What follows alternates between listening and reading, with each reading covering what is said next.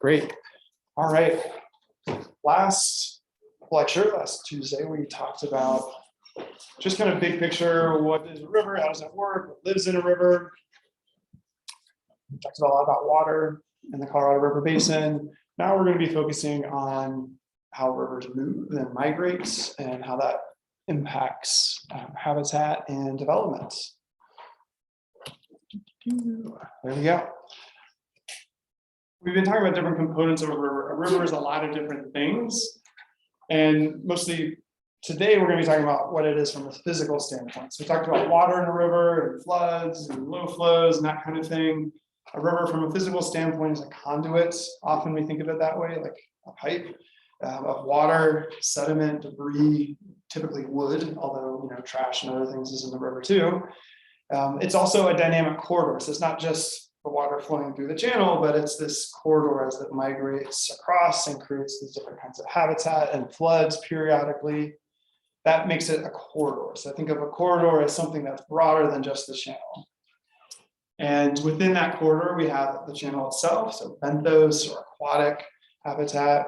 I don't think I've used the word benthos before, but that's basically just something below the water. Also, we can use the word aquatic. Riparian zone, which is next to the channel. So here we go. Oh, let me do the lighting here. There we go. Lecture projection. Great.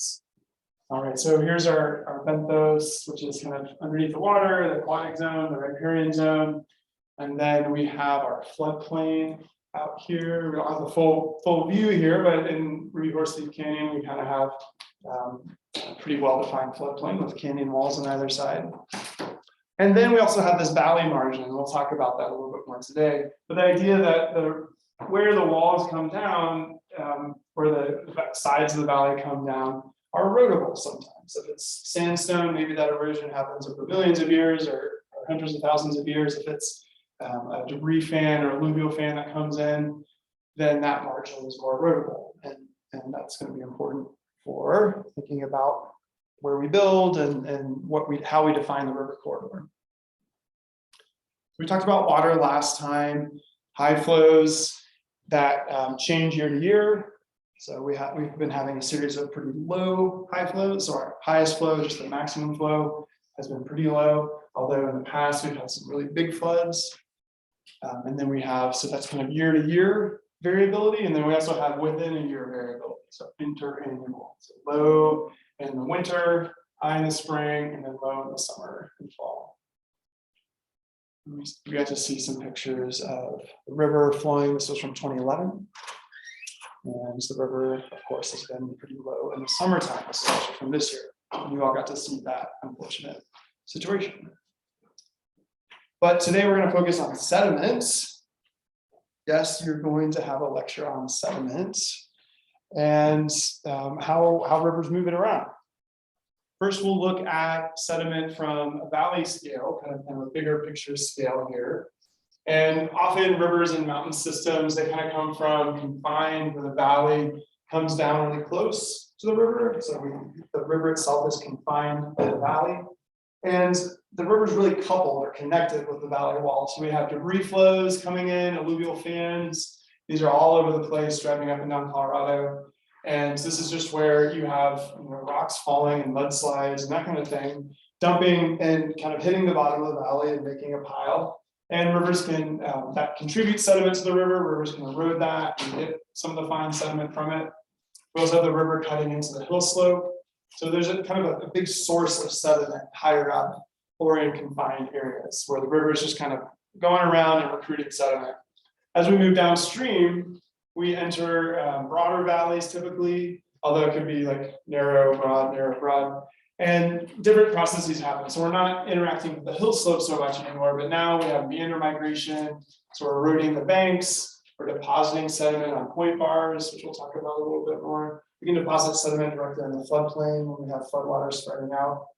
So from a cross-section viewpoint, upstream in the confined areas, we're recruiting sediment, dirt, rock, gravel, and downstream, we're depositing it, but we're kind of eroding it from banks as well.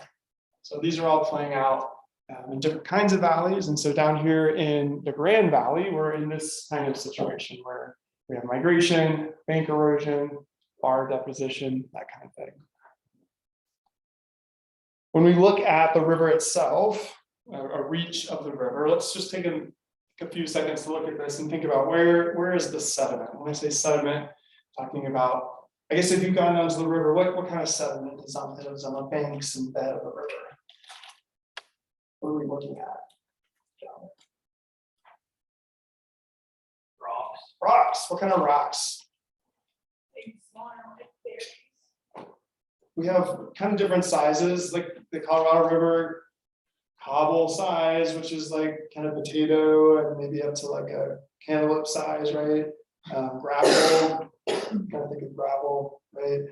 Sand, probably some sand, and maybe some boulders in there, right? But mostly stuff that's small, that's about this size and smaller. And that size of the sediment is a function of the slope of the river, where the sediment's coming from. Have you ever gone down to the river and just looked at all the different kinds of rocks that are the point bars down there? And there's just the geology that is in the Colorado River Basin. All that stuff has made its way down here over hundreds of thousands of years. And it's coming from sandstone, it's coming from granite, it's coming from basalts. All the different kinds of geology that are up in the basin contribute to that. So whenever I take my kids out on the river, we always come back with the rock collection, and there's like all the colors of the rainbow, it seems like. So where is the sediment? When we think about this, we look at this picture, where is the sediment in our river? It's on the banks.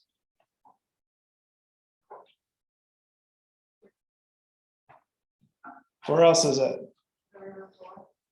The bed, the floor. Is that what he said? Yeah. So we call it the bed. I don't know why, but the bed of the riverbed. What are some of the other things you see here where you think you might see sediment? These are bars, right? So here's a point bar, it's on the point. We've got some islands or mid-channel bars. These are just areas where the river is depositing sediment for one reason or another. And you can see kind of back here, maybe this is an older point bar, and all of a sudden, maybe over the years, vegetation's come in and started to establish. When does the sediment move? You think if you go down there, is the sediment moving right now in the river? What kind of sediment's moving in the river right now? Like, yeah, like sand and silt, that kind of stuff. So really tiny stuff, and we'll look at what that looks like in a minute. So that stuff's moving whenever we get a big slug, like a rain event or something like that. That the water can move that. But is the bed moving right now? It's not going to be moving right now because those big rocks are going to be tumbling at higher flows. I got to go on the river this spring, and we had a peak, and the water was coming down. And someone knew to look at this area, kind of the head of one of these bars, and found all these Frisbee golf discs that had washed up over, from Watson Island and Fruita and stuff like that. So that those act like cobbles and rocks. They move slowly downstream, and eventually they're going to find their way on top of a bar. And how long had those been in the river? Maybe a few years, maybe 5 years to get from, say, Fruita down to Ruby Horseleaf Canyon. Yeah. Do you say you treat rocks as like their time story based on where they're coming from? So think about how long the river's been around, what sediments have traveled from down. And so that's where, at least that's the comparison I make. As you said, you take the kids and you come out with this huge rock collection with all the photos on rainbow. I'm thinking about heading towards Denver, going I-70 here in a very biome diverse area where you're getting on that red rock, different sediments in different areas of the surrounding I-70 surrounding Colorado. There's a lot of biome diversity. And so I was just thinking about, I'm thinking about that. That's just what you said. Yeah, there's a lot, the Rockies are not a uniform thing geologically. They're formed from many different mountain building events, volcanic events, etc. So a river, there's a quote, I'm not gonna get it right, but rivers are essentially but just basically like the waste of our landscape, right? Our landscape is eroding and wearing down over time. And that waste is funneled through the river. And the river is basically integrates and brings all of that waste, which is just rock and sand and silt, and collects it all. So it integrates all the different geologies and parts and biomes. So that's really interesting. And yeah, the bed of our river, kind of the big parts of the river that shape the banks and the bed, really only move at a certain point. You can kind of think of it as a threshold, depending on the size of the rock, when the flow or the kind of, from a physical standpoint, it's called shear stress. The forces of the water on the sediment will move it up above a certain discharge point, depending on the slope of the river and the width and all that kind of stuff. So really, the river is only moving to some extent at these deep flows. Let's take a look at that sediment movement.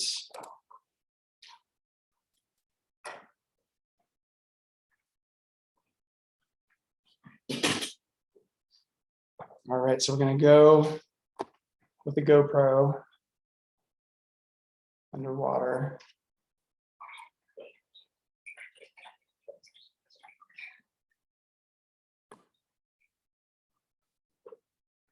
And what are we looking at here? We're seeing sediment move, and you can kind of think, obviously this is finer, this is sand and gravel. It's a little bit finer than what we see on the Colorado River, but it's the same kind of idea where the bed is moving as sediment's kind of hopping and rolling and skipping downstream, just kind of like a carpet or a conveyor belt.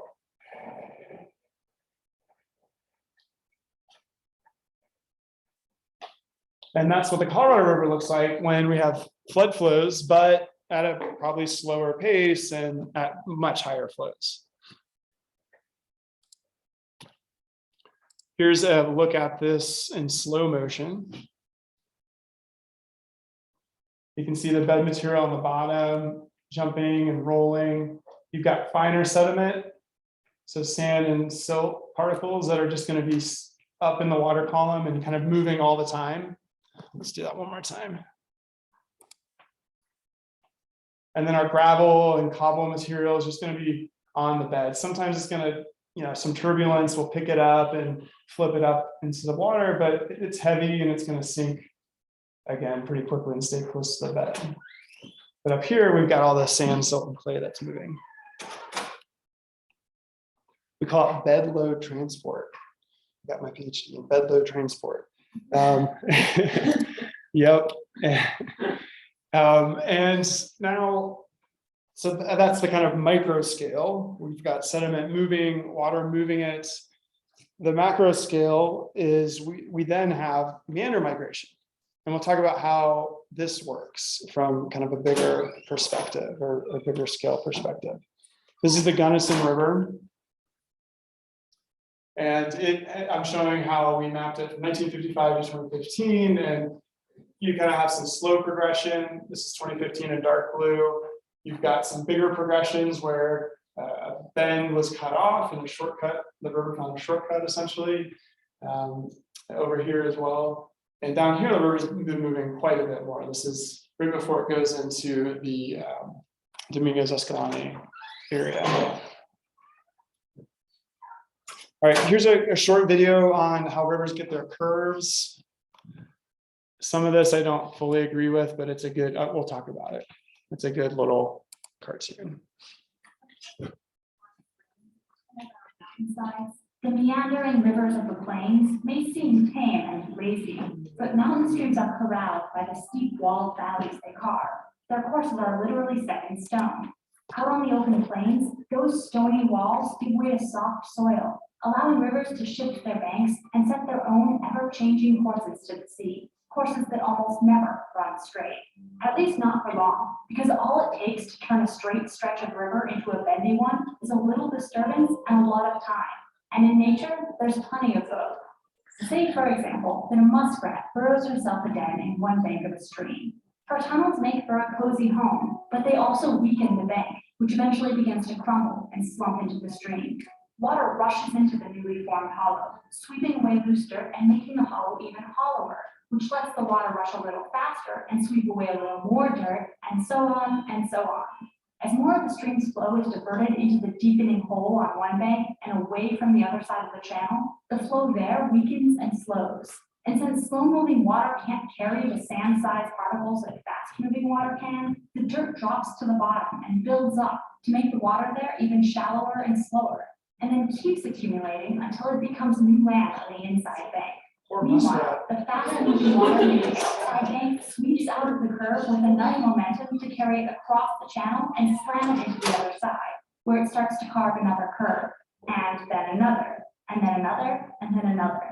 The wider the stream, the longer it takes the slingshotting current to reach the other side, and the greater the downstream distance for the next curve. In fact, measurements of meandering streams all over the world reveal a strikingly regular pattern. The length of one S-shaped meander tends to be about 6 times the width of the channel. So little tiny meandering streams tend to look just like miniature versions of their bigger relatives. As long as nothing gets in the way of a river's meandering, its curves will continue to grow curvier and curvier until they loop around and bumble into themselves. When that happens, the river's channel follows the straighter path downhill, leaving behind a crescent-shaped remnant called an oxbow lake. Or a billabong, o un lago en herradura, un amor. We have lots of names for these lakes, since they can occur pretty much anywhere the river flows, or used to. Which brings up an interesting question. What do the Martians call them? True story. This video is brought to you by you, if you want to. Okay.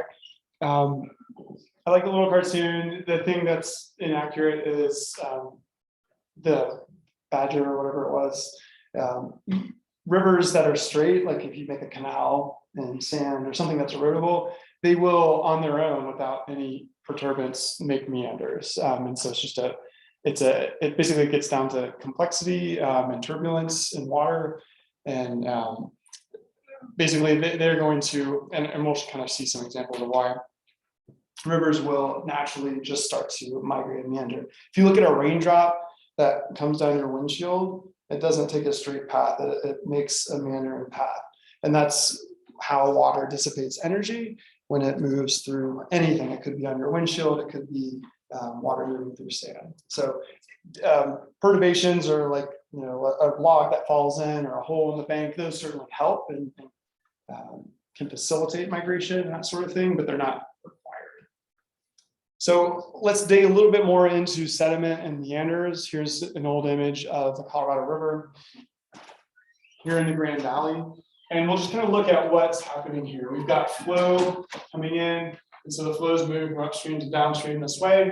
And then these orange arrows are looking at where sediment's going. So we have sediment that gets pushed up on this island. This is where you can find those frisbees from maybe Riverbend Park right here. So sediment's getting pushed up as the flow comes around and then comes up on here. And then it's hitting this bank, it's eroding. And so we're scouring out here. And then the sediment that's eroded here rolls along the bed and will make its way down eventually to the next bar. So sediment kind of, it's always rolling, but then it'll get stationed and kind of hang out in these bars and islands and stuff like that into the next one. And then they'll move downstream. And so here we have a bar that's forming. The water is carving out and eroding this bank and depositing it the next sediment downstream.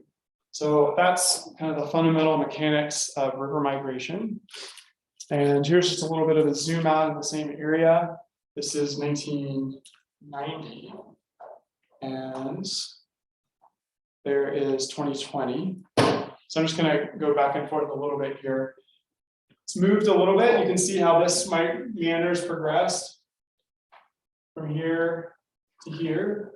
And what else has happened? We've got some new bars forming. So here's some erosion that's happening there. And so it's moving slowly over time. This was about 30 years and it maybe moves 20, 30 feet, something like that. But you give a river 100 years, it'll move hundreds of feet unless someone gets in the way. So we saw some in that cartoon, those little bubbles kind of moving through.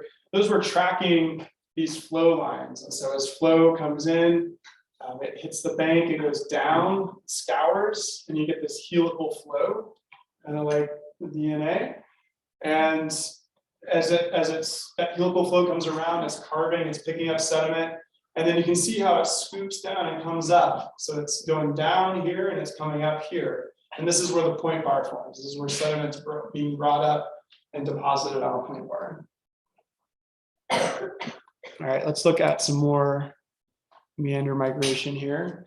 Note that we started out straight and the water naturally started to form some meanders.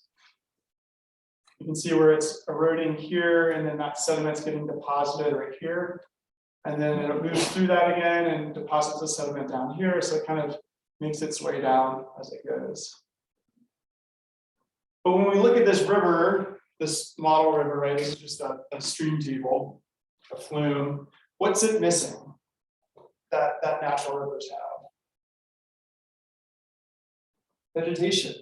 Yeah, it's missing kind of the glue, so to speak, that could keep rivers together. And so if we look at, let me just replay that. If we look at where we are here, this is a kind of river that does exist where we have a really big sediment load and where the kind of mountains are new, or we have glaciers, a ton of water. This is called a braided river.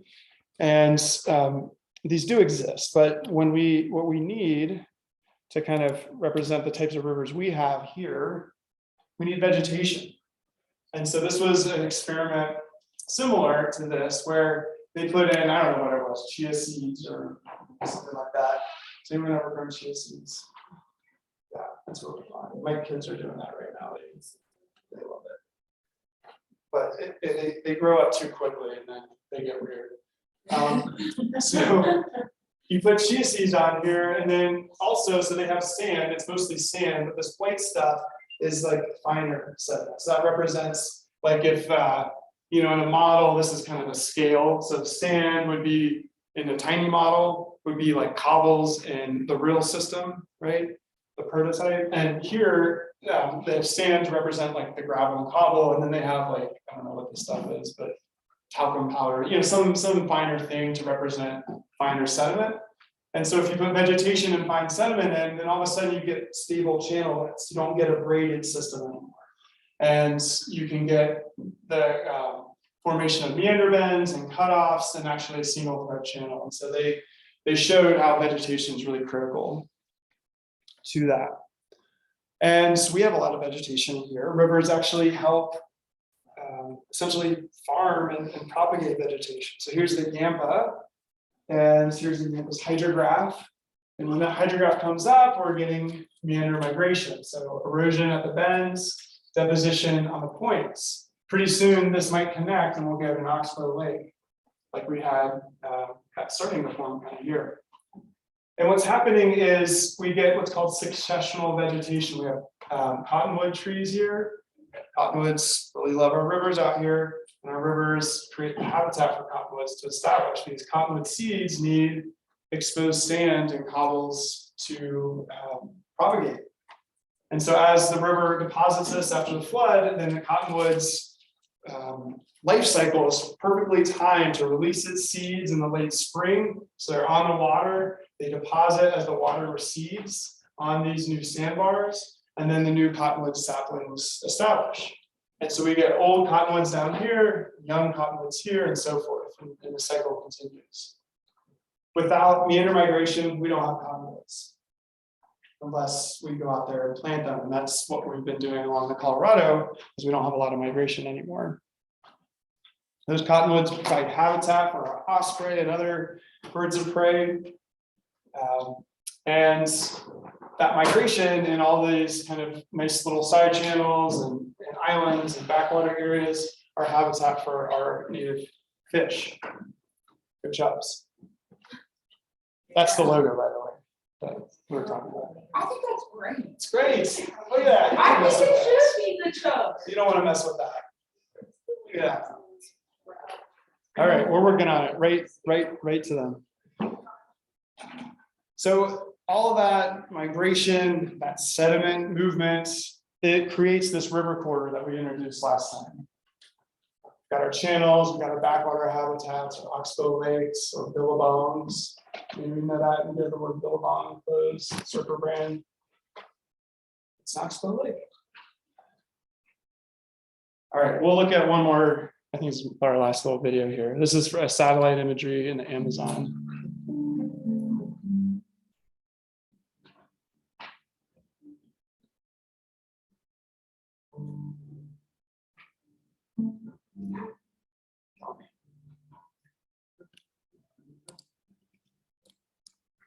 So 1980s to 2010s.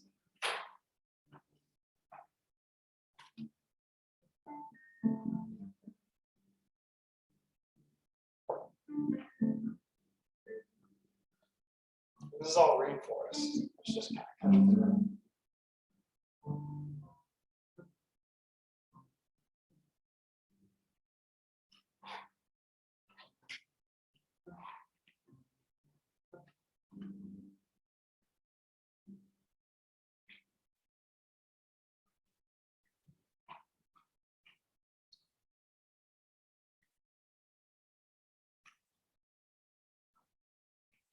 Very cool.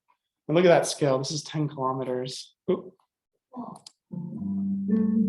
So it's just a huge, huge river system. But I mean, that could be 1 kilometer. It could be, 10 meters, right? Because rivers are fractals. Yeah. Is this how connected lakes as well? So connected lakes, we'll look at that. Connected lakes is actually just a series of gravel mounds. Yeah. So we excavated all this nice sediment here that's been depositing across the floodplain, gravel, cobble, makes nice landscaping materials and road base. Okay, let's get out of there. Can we? Please, thank you. Great. Yeah, so connected lakes is, we've got these gravel mines that are all up and down the river. Because, as the river used to be way over here, right? Maybe 10,000 years ago, 100,000 years ago.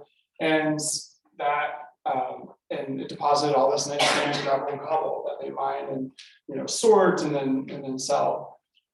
So connected lakes was just simply a series of gravel ponds that was donated to the state and turned into recreational areas. That's what we were like in 1937.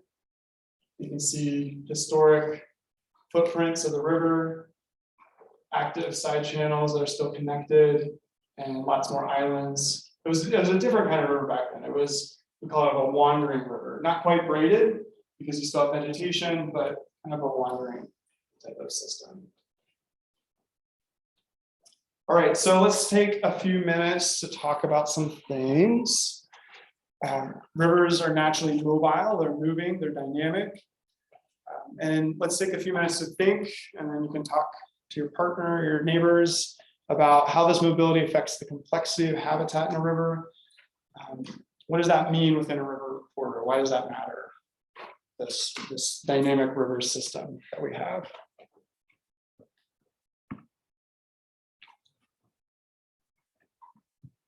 And after you discuss for a couple of minutes, we can chat amongst ourselves about that.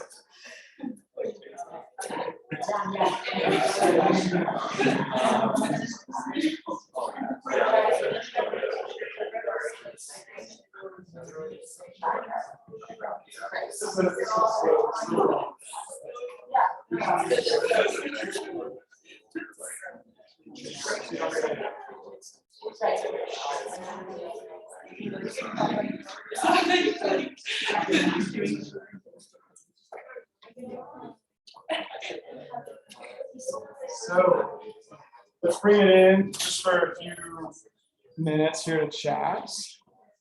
I know this is kind of like an open-ended question, but all right, first we can talk about mobility and complexity. So maybe first, what does mobility mean for us? Let's get some folks in the back.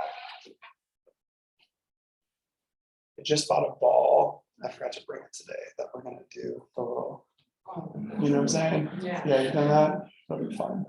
All right, my friend with the beard right here.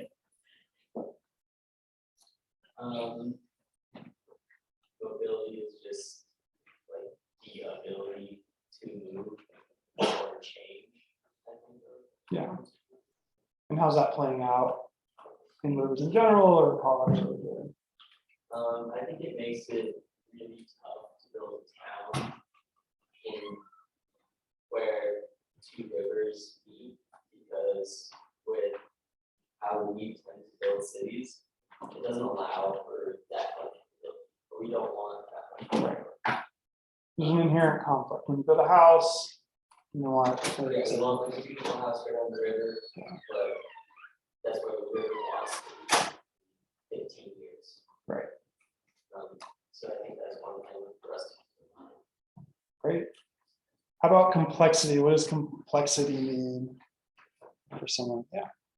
It means like the features that can be created, like obstacle lakes, and like we talked about, and that like they that habitats and breeding grounds, or, like again, like building and like settling along the river corridor is pretty affected by like the different features and bends.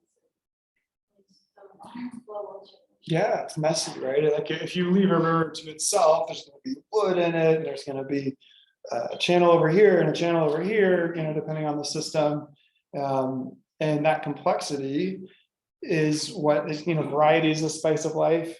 It really plays out in the environments. If we just had a trapezoidal channel, in my world, we say bad trapezoid because engineers like to go in and just kind of simplify things. It's really easy to draw a trapezoid and design a river that way to move sediment and water. But this is deep and fast and really homogeneous and doesn't let little baby fish grow and have little places to hang out and eat, or birds to be able to come in and catch those fish and so forth. So why does complexity for river corridor matter? Well, like I said, it's a spice of life. We need to have that fast zone and slow zone and backwater zone and warm zone and cool zone, so that we can have a diverse ecosystem that rivers typically support. All right, thanks for that. So corridors, we said corridors are habitats. Oh no, I'm going to get stuck on here again. Okay, they move sediment, they move water. Corridors are also hazardous. We're talking about how complex river corridors can interact with the built environment. Yeah. Do you know if there are any contingency plans that can put into place or put into the infrastructure of all growth that's been going on down all of the Los Colinas and Dos Rios projects? And so that question kind of gets at, are we thinking about when we do development, where is it in the river corridor? What hazards are it exposed to, right? And yeah, that's kind of playing out in parallel. We have existing, so what we have up here is in the background, a floodplain map. Let me change the lighting again. And so this floodplain map is something that's published, publicly available. It's tied to a federal flood insurance program. And it shows different zones. And we'll look at another example of this where you have different types of hazards. So this blue zone is, and we'll get into this in a subsequent week in detail, where you have a 1% chance each year of getting flooded. This green zone, you have a 0.2% chance. This is a 100-year floodplain. This is a 500-year floodplain. That information is out there. It dictates what kind of development it can happen, how high it has to be. So the development that you're involved with, I don't know, do they fill it up or something like that? So often in the 100-year floodplain, we'll bring in fill and build stuff above that. So now you're above that. And there's a permitting system. We'll talk about kind of permits and regulation a little bit later. This is called the floodway. And the floodway is an area where no development, at least in Mason County, is typically allowed. And we'll get into the definition of what this floodway is. It's a little bit of a complex definition. So that information is out there about the information about where rivers move. And in 15 years, where will the river be? Is it going to be up against my house or bridge or whatever? That's actually a project I'm working on right now for the city. And so it's called the Fluvial Hazard Zone. We'll talk about that in a second. So here's the floodplain, and right now you go down to the river and you're like, no way is that river going to be this far out or anything like that. But it can happen. It has happened, and we need to be aware of that. It doesn't happen very often.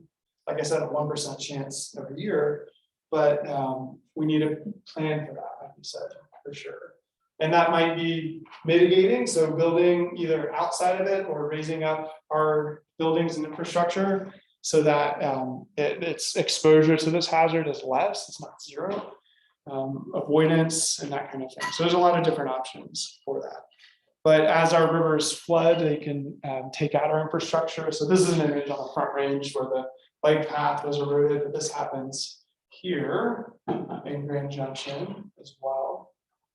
And so we want to think about how we can be good neighbors with our river, because it can kind of bite us, and also that means planning for change. And so there's some areas in town where you have infrastructure really close. Here's the bike trail. Here's this is Connected Lakes, is kind of right over here.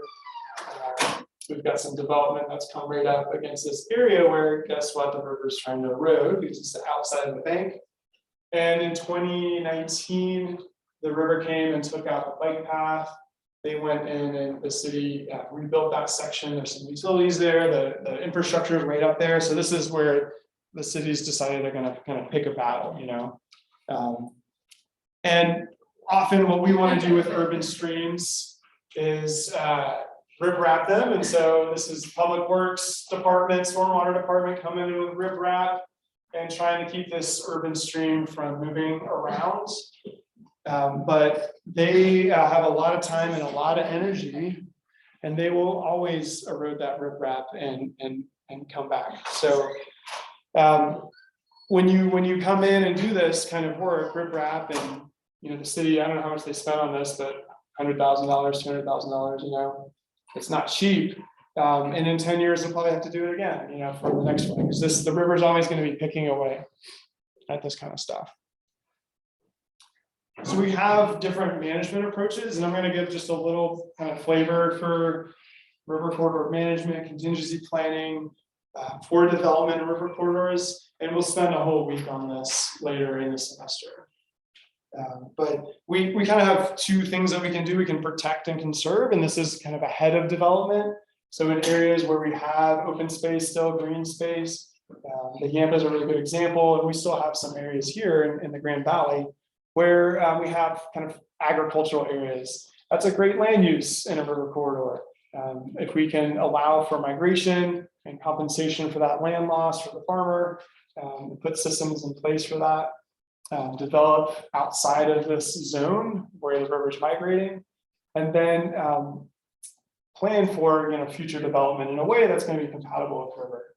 Often we're in this situation where we have already urbanized a river corridor, and so we can look for opportunities to protect infrastructure, mitigate infrastructure. That might be building a levee and riprapping banks. That might be buying out properties. So Boulder County is looking at buying out properties after the 2013 flood. They had a funding source from the federal government to purchase properties that were constantly being impacted by floods.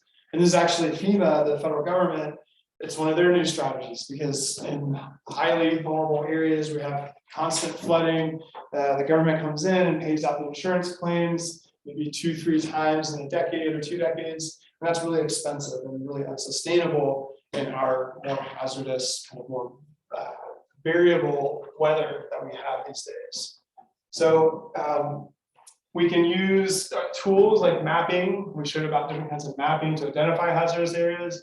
Identify areas where we can restore and retrofit, so change things to kind of be more compatible with the river. And I think Las Colonias and Dos Rios, they're considering those elements. Like, how are we approaching the river and connecting with it in a way that's going to be more compatible with it? So we can let me just minimize this real quick. We can protect and conserve in the kind of suburban, exurban areas where development hasn't fully encroached in the river corridor.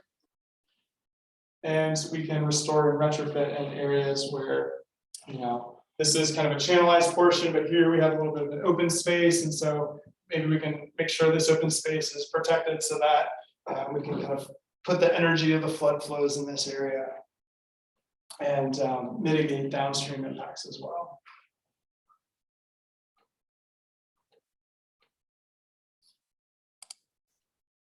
So this fluvial hazard zone, I'm going to introduce it here. We'll talk about it a little bit more in the subsequent week.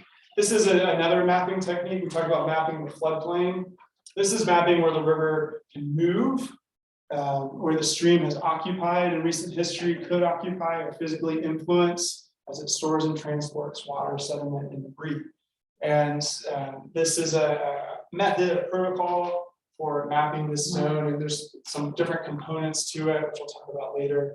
But the idea is we've now got a corridor maps where the river is moving and influencing and migrating through and eroding and depositing sediment. So it takes into account the fact that rivers change, and those floodplain maps that we saw earlier don't account for that. They think the river, when you do that map, you're setting the river as just this kind of static thing that doesn't move. Water just kind of comes up and it goes down. But in reality, rivers move with floods and move over time. And this is what I'm actually working on to map for the Grand Valley right now. So this is a state program that I helped develop, and this is something that we're now working to implement here in the Grand Valley. Yeah. What is considered recent history?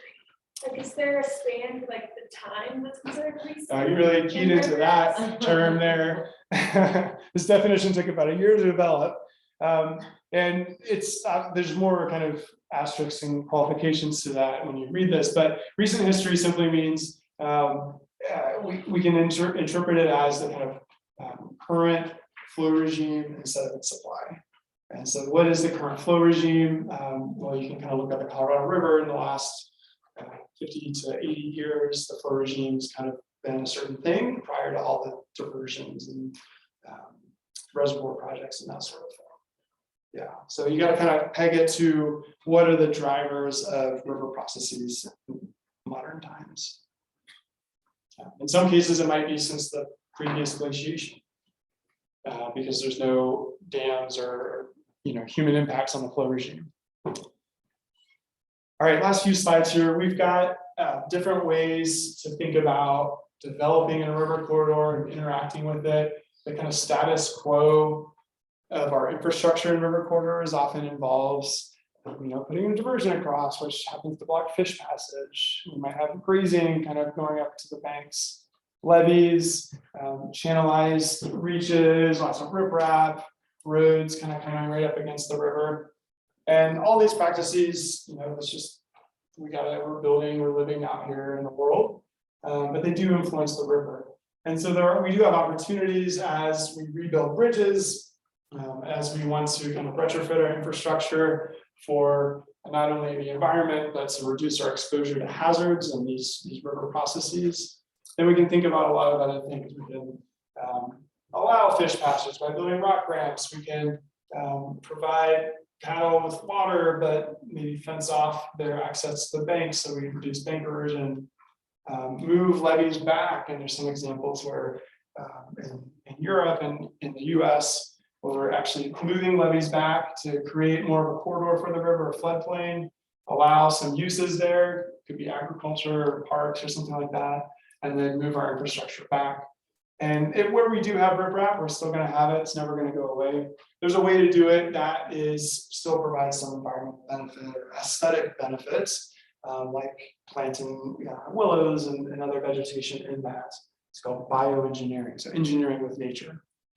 So there's a lot of practices that we can do to have more river compatible infrastructure. So when we think about a resilient stream corridor, something that can deal with droughts, deal with floods, and still have a vibrant community connection and a lot of development and economic output from the river corridor, we need to plan for change, identify our hazards, think about where we want to have exposure to risk, where we're going to pick our battles, and where we might not want to be picking a battle, and developing our infrastructure in a way that's more compatible with rivers. So there's a lot of things we can do, and I'm really kind of queuing this discussion up for a subsequent week when we dig into thinking about and planning actual development of river corridors. So our last little discussion that we'll have, how are human alterations of flow and development affecting the river corridor? And you can pick one or two of these, you don't have to answer all of these. But we want to think about it in terms of quantity of water, timing of flows, movement of sediment, and then ultimately our river corridor complexity, dynamism, and then the habitat that comes out of that. So for our discussion, maybe just pick two of those and we can kind of go through them together. So we'll do the same thing as last time, just take a few minutes to think about it, write some thoughts down, chat with your neighbors, and then we'll talk together.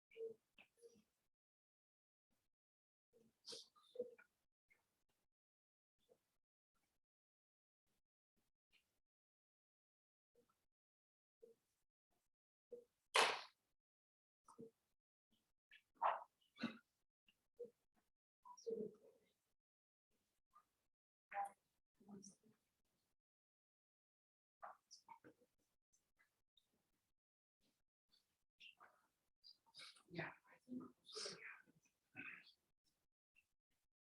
Alteration. Because of the water.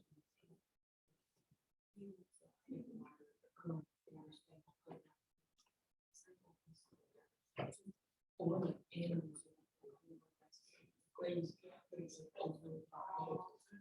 like that.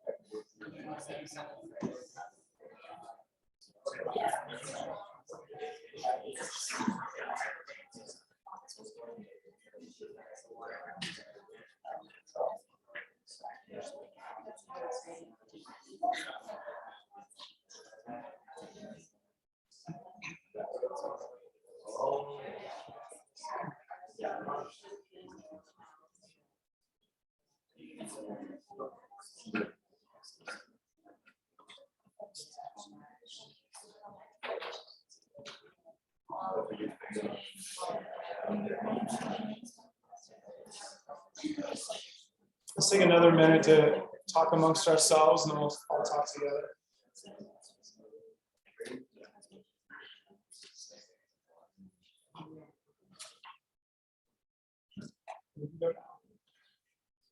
And we can just go through these together. They kind of build on each other. So what's going on with our quantity of water in our system? Yeah. Yeah, yeah, I mean, all time and certainly in modern history, right? The history of us settlers and all that. Yeah, it's an all-time low. What's behind that? Just the past couple of years of drought and then major states and cities, so like California, Nevada, Arizona, just pulling from the resources and not really adding back to.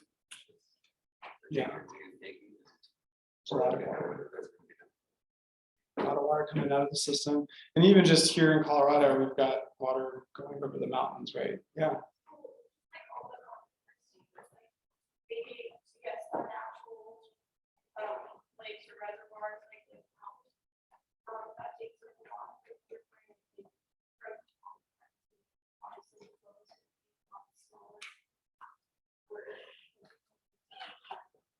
Yeah, yeah, and do you remember that picture from Tuesday, where it's just all the little funnels and tanks and right, like that was just a handful of the major reservoirs. We have a lot of reservoirs, and they do allow us to have agriculture and to some extent, municipalities depend on those reservoirs, but they do alter quantity because we're putting that water out onto crops and whatnot, and also putting it over to Denver and Colorado Springs and the like. What's another thing that's affecting the quantity of our water? Yeah. I was sort of thinking like as the population grows, more water usage is going to go down. So as more people are coming like are being born or something, you know, like they're gonna. Migrating in. Yeah, they're going to use that water, and so, and we still need water for like farms and animals and like stuff like that, and it's just gonna make the water like quality go down. And so especially like with how low like our water has already been, it's just gonna keep getting like lower and lower, once we have some more. Yeah, and we'll get into a little bit more about kind of what's going on behind the quantity in relation to climate change. So it's getting hotter, we're evaporating more, and we're actually kind of in this climate hotspot bullseye right here, where temperatures have gone up a lot more than the rest of the country, and we're losing a lot more water just to the air. So a lot of things are kind of putting a squeeze on the water in the Colorado Basin. How about the timing of and volume of flows? Like we talked about those peaks, right? Now they change year to year. That one's a little more complex. Yeah. You weren't raising your hand, but you're kind of. Okay. Yeah. It kind of seems like it's been raining more. There's been a lot of monsoon weather, but that's not necessarily like a good thing. I guess it's more just like places where you get like a heavy flow, like outside, A little and then bit. it goes down quite a bit from there. So just like large changes flow from the farm during any certain months. Yeah. Any other thoughts on timing? Yeah. We're just gonna like, when we release the dams and things at the right up like specific time of spring runoff, so that way we have that higher level of water and that heavy flow, so that way it's kind of pushing things around and allowing fish to have their. With a big reservoir, like for example, Flaming Gorge, huge reservoir in the Green River, they can turn the knob and bring flows up, and they actually do that. There's kind of this cool program that's part of the Endangered Fish Recovery Program, where they will time, so the Yampa comes in, Green River, Flaming Gorge is upstream. I don't have an eraser for this stuff, otherwise I would draw it out. And they time the releases from Flaming Gorge to try to bump up with the Yampa flows in a way that helps with the larval fish life cycle for endangered fish. So that's one way that we can kind of use reservoirs to our benefit. Also, kind of in the summertime, we can let more water into the rivers when flows go really low. So that's happening on the Yampa, that happens here as well. Yeah.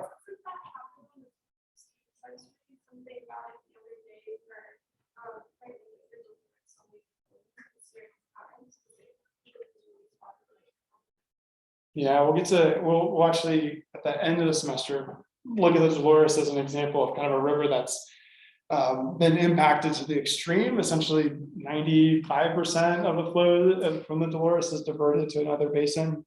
That river only gets floods when there's either huge snow year or when we get a monsoon flood. And so our rivers are kind of changing from snowmelt dominated to kind of more rain dominated. And that's changing the timing of flows. We get flows, snow melts off earlier. Maybe the flows are peak at a lower level, and then we get more, maybe hopefully monsoon floods in the summertime. All right, how about movement of sediment, debris, wood, fish, that kind of thing? How are we affecting that? We put up, Yeah, go for it. we put up a lot of barriers to the rivers with the dams and with like the side, like blocking the channels, like the side, the banks. Put a lot of barriers and blockages for the river, Yeah. which affects how much it's moving and where exactly it can migrate. And it can decrease habitat for vegetation and wildlife. Yeah. Yeah, we can kind of, as rivers, I'm just going to pull this up. What was your thought about that? I'm going to pull up a map real quick so we can kind of look at this playing out.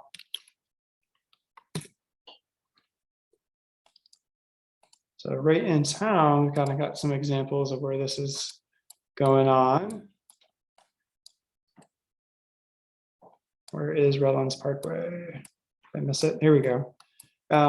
Okay, so here's a funny example. This is power lines right here coming across a really big power line, and this is kind of armored, and The river, this is a hard point, so the river's not able to erode this, but it's creating this huge scour hole right here. It maybe is going this way. I think it wants to go this way, but it's also been going this way. And it's just kind of a weird situation for the river. Weird to raft through. And here's the Redlands Parkway. So we're coming up against that. That's another hard point. The river's been migrating that direction for about 100 years, and now it's kind of reached that point. So the migration there will be arrested, and eventually, we're just going to have to be fighting that battle there as well.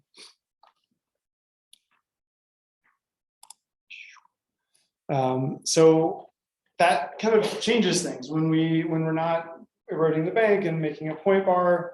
Then we're arresting the sediment, which I'm going to go back to that map again. This point bar is just going to be vegetated and colonized, and the river is going to probably narrow up in this place and just get deeper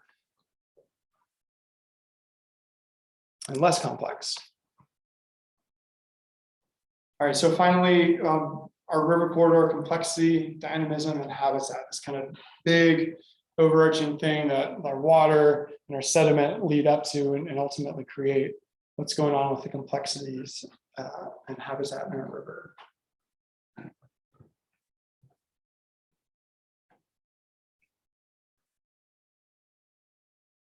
Do we still have a complex river here in town? What do you think? Yeah, I think so. It's complex from an environmental standpoint, but it's also complex from this kind of human river interaction standpoint. I'll tell you, mapping the fluvial hazard zone is really complicated because it's not just like easy to see where the river's been historically with all the development that's happening. And I think it's a good challenge. How do we grow and redevelop and reconnect with the river when we hadn't been connected to the river for generations due to contamination and no access, limited access. And now we're re-engaging with the river, and that's great. I want to hopefully we can do it in a way that is compatible and doesn't put infrastructure in harm's way and harm the kind of complexity, natural complexity of the river. All right, well, thanks for your thoughts and discussions. We've got the questions, so you should be able to post your responses now. We've got the quiz that'll be due on Sunday. Yeah. Questions for Tuesday going to be on there. So I'll post the slides, but yeah, so it's the questions from Tuesday and Thursday. And then you can go ahead and put your responses up there.